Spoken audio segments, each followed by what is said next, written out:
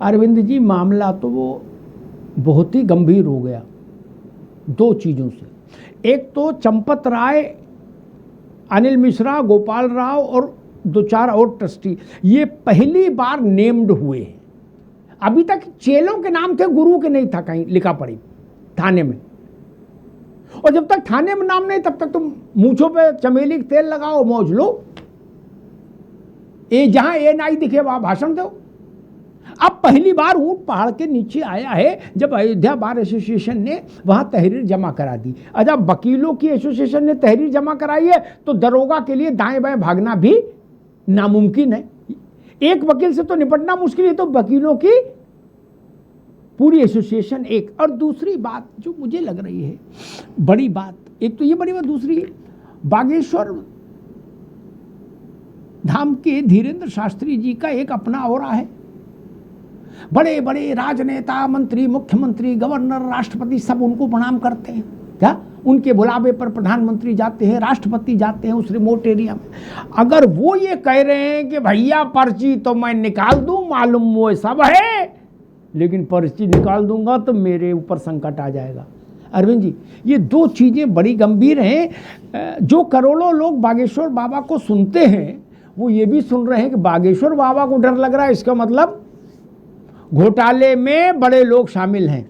अरविंद जी, देखिए, मेरे लिए तो अयोध्या में जो घटना हुई है बहुत कष्टप्रद है, और मेरे क्या पूरे देश के लिए।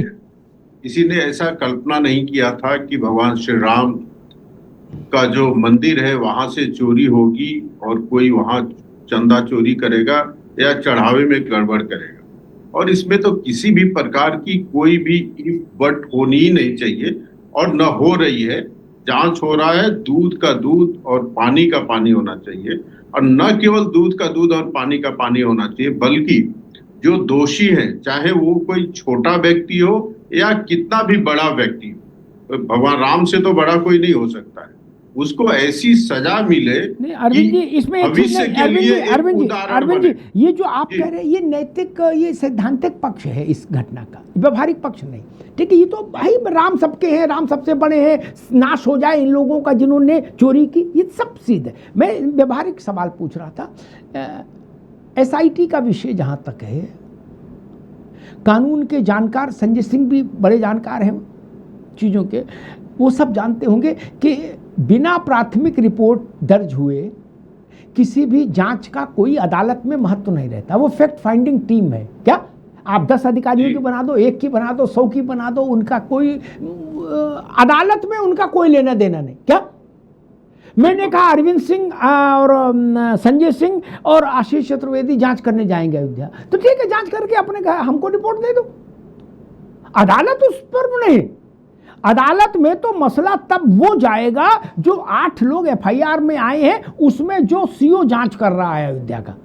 इसलिए एसआईटी का जो मसला था ये मेरी समझ ही में नहीं आया।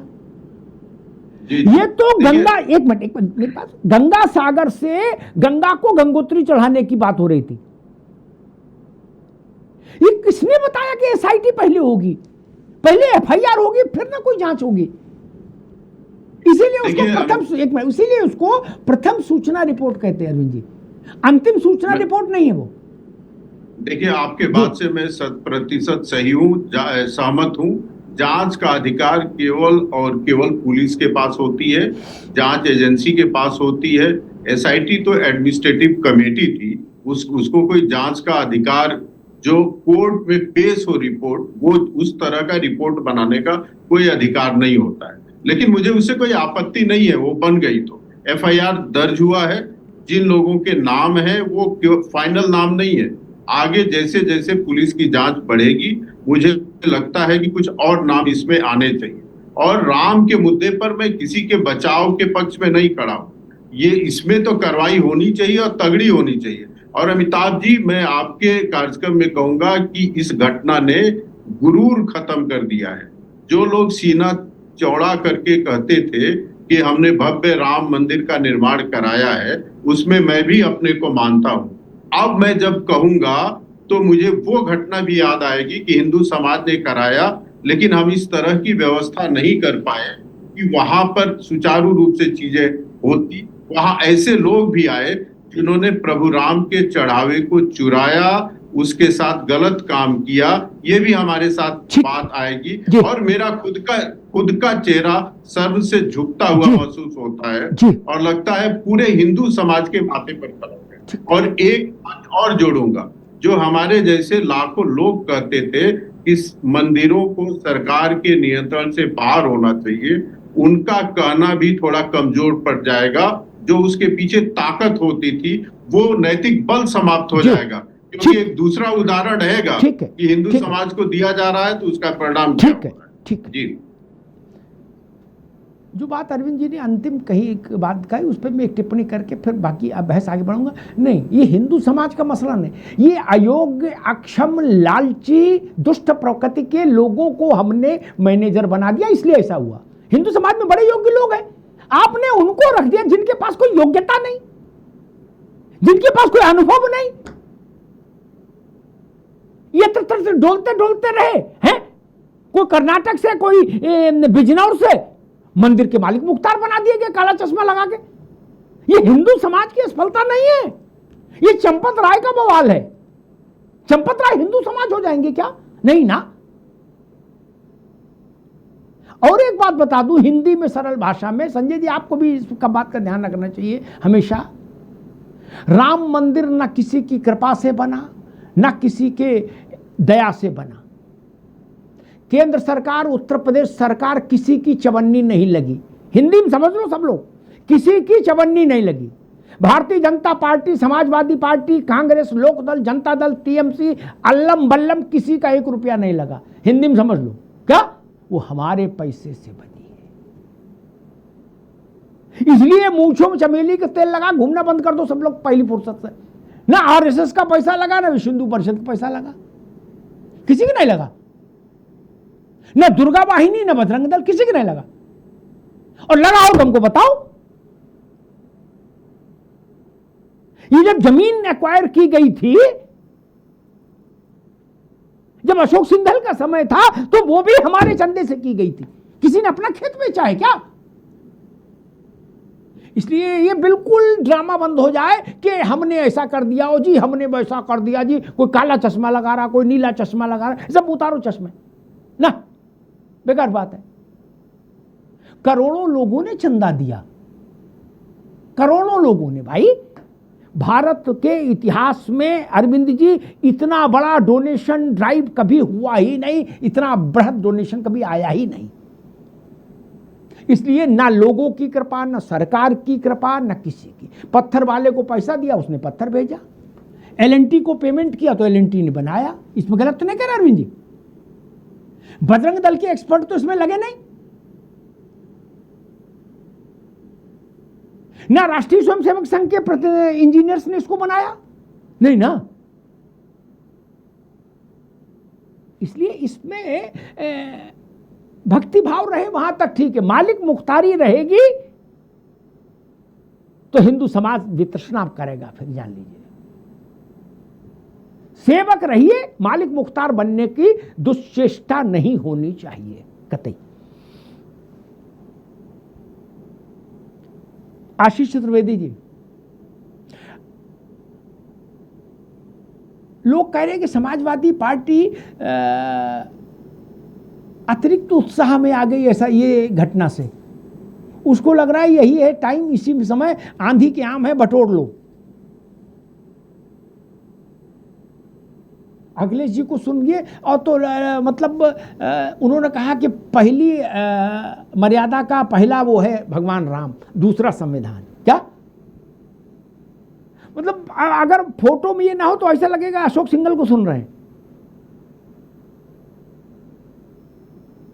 अरविंद जी, ये देवबंद वाले भी सुनते हैं, ये ध्यान रखिएगा। सहारनपुर वाले और बरेली वाले, ये मैं कह रहा हूं। आशीष जी, हमें कई मौलाना ने फोन करके कहा कि भैया ये बात समझ में नहीं आ रही, ये मुलायम सिंह जी का बेटा क्या क्या बोल रहा है, कह रहा राम संविधान से बड़े हैं। हम लोगों को लगा रामविलास वेदांती बोल रहे हैं क्या, फिर पता लगा नहीं अशोक जी हैं, अरे अरविंद जी हैं, अरे अखिलेश जी हैं, माफ करिएगा। क्या अरविंद जी भी होते तो मैं मान लेता। पहले मुझे लगा वेदांती महाराज हैं।